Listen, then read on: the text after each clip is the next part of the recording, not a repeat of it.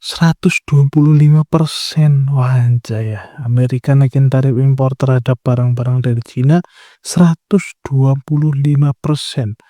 Wah, gimana mau impor ya kan? Ini mah udah nggak masuk akal lagi sih menurut gua. Jadi tarif 125% ini terjadi akibat balasannya Cina yang ngebalas Amerika, yang kemudian dibalas sama Cina dan dibalas lagi sama Amerika gitu.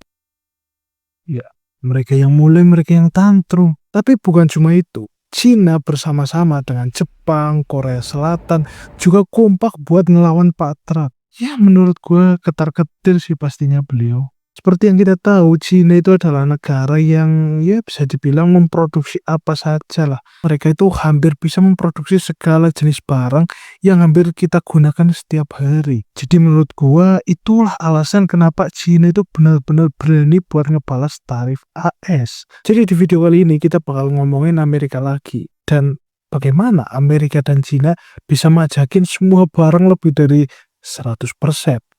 Mari kita bahas. Dimulai dengan tarif sekian persen dibalas Tiongkok. Dinaikkan lagi oleh Pak Trump. Nah, kali ini eskalasinya benar-benar gila banget, teman-teman. Jadi sebelumnya tarif impor AS untuk barang-barang dari Tiongkok atau Cina berada pada angka katakanlah 104%. Dan ini menurut gue udah gede banget. Dan dibalas oleh Tiongkok dengan naikkan tarif sekitar 84% untuk produk-produk Amerika. Wanjay. Dengan alasan Tiongkok telah berani membalas tindakan tarif sebelumnya, sebuah tindakan yang dianggap oleh Pak Trump sebuah bentuk pembangkangan dan kurangnya rasa hormat terhadap Amerika. Beliau mengumumkan kenaikan tarif impor untuk produk-produk dari Tiongkok menjadi 125%, teman-teman. Emang udah benar-benar nggak masuk akal sih. Karena dengan naiknya 100% sama aja bakal ngebuat harga-harga barang menjadi naik 2 kali lipat nggak sih dari harga aslinya. Dan ini jelas banget bukan lagi sekedar proteksionisme.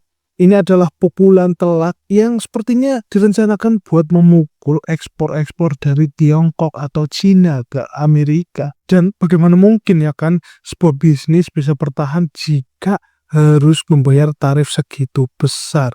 Emang kayaknya semuanya gara-gara Cina deh. Terpukul oleh kebijakan baru ini, Cina tetap menunjukkan sikap tegasnya. Juru bicara Kementerian Luar Negeri Tiongkok, seperti yang sering kita lihat dalam beberapa konferensi pers, mereka menyatakan dengan jelas orang Tiongkok tidak memprovokasi masalah, tapi kita juga tidak takut menghadapinya, kata beliau gitu ya. Dia juga menambahkan tekanan, ancaman, dan pemerasan bukanlah cara yang tepat untuk berurusan dengan Cina. Wah, makin ketar-ketir sih kalau Indonesia digituin. Dan menurut gua berani juga ya, pantesan Cina ada di mana-mana. Cina menegaskan bahwa mereka tidak akan tunduk begitu saja kepada Amerika, meskipun ya resikonya adalah perang dagang yang semakin meluas dan semakin menyakitkan. Tapi pertanyaan gua adalah, kenapa Pak Trump sengotot itu? Selain alasan pembalasan terhadap Tiongkok, Trump membela perubahan sikapnya ini,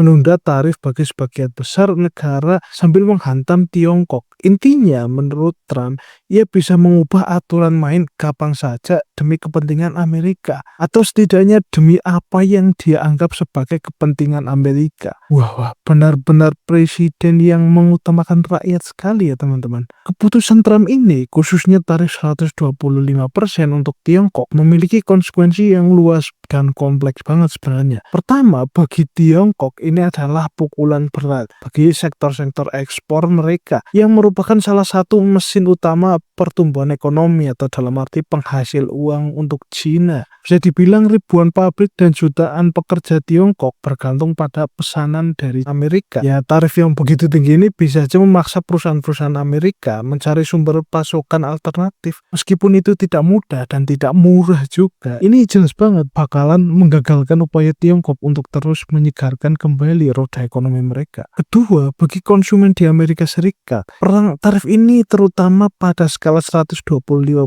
berarti harga-harga barang konsumsi akan naik dong. Mulai dari elektronik, pakaian, mainan, hingga perabotan rumah tangga. Banyak produk yang dijual di Amerika itu sebenarnya berasal dari Cina. Ya makanya gua bilang Cina itu ada di mana-mana. Kenaikan tarif ini ya sebenarnya pada akhirnya bakal dibebankan kepada konsumen itu sendiri melalui harga yang lebih tinggi. Dan tentu saja karena harganya lebih tinggi ini bakal menggerus daya beli masyarakat Amerika. Jadi meskipun Trump mengeklaim bahwa hal ini dilakukan demi melindungi industri dalam negeri mereka, tapi rakyatnya lah yang mungkin harus membayar semuanya ini dengan mahal. Ketiga, bagi perekonomian global, ketidakpastian ini sangat-sangatlah merusak rantai pasok global yang sudah kompleks menjadi semakin terganggu. Perusahaan multinasional kesulitan membuat rencana jangka panjang. Bagi negara-negara lain, meskipun terdapat penundaan tarif sementara, tapi ya harus tetap waspada lah dengan langkah-langkah Trump yang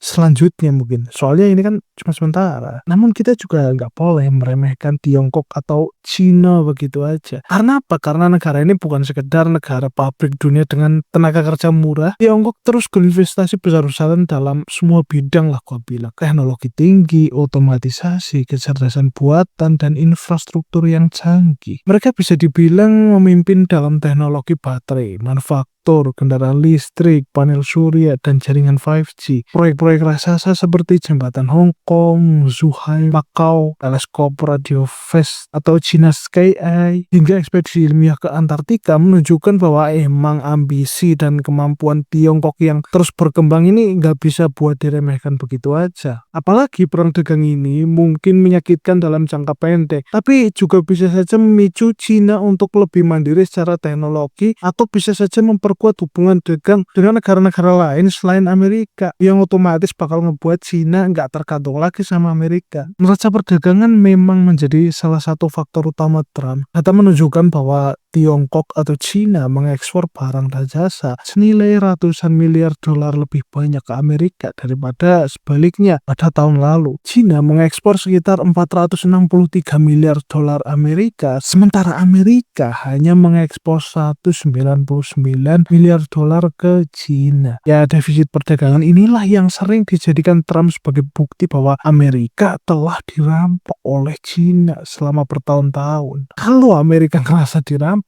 gimana dengan Indonesia? Namun para ekonom-ekonom setempat menunjukkan bahwa gambaran ini lebih kompleks. Melihat faktor-faktor seperti nilai tukar, biaya tenaga kerja, dan pola konsumsi global, menyalahkan Tiongkok semata-mata dianggap terlalu menyederhanakan masalah.